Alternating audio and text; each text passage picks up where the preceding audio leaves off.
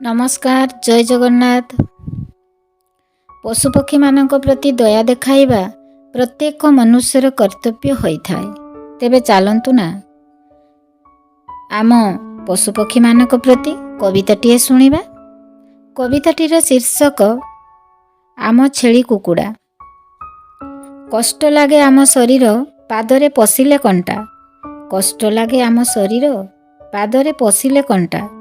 पशुपक्षी मारी खाइले मनरे हुएनी व्यथा। पशुपक्षी मारी खाइले मनरे हुएनी व्यथा। शरीर पाइंकी लड़ाजे शाकाहारी भोजन। शरीर पाइंकी लड़ाजे शाकाहारी भोजन। आमिष खाइबा लागी जे भिड़ लागे दोकान। मनुष्य काहींकी बुझेना पशुपक्षींकर दुख। मनुष्य काहींकी बुझेना पशुपक्षींकर दुख। बाहागर पिकनिक आदि रे मटन चिकेन को करंती मुख्य।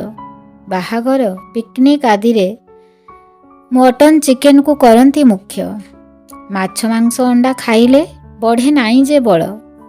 सबुज परिबा खाइले बढ़े मनर बल। शाकाहारी अश्य देखाए रहिछि केते शरीरे बल।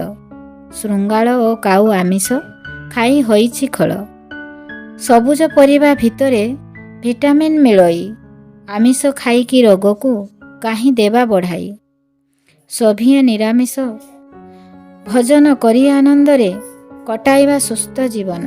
सभिए निरामिष भोजन करी आनंदरे कटाइबा सुस्थ जीवन।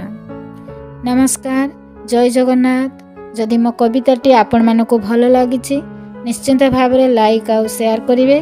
सब्सक्राइब करने को भूलिबे नहीं। धन्यवाद।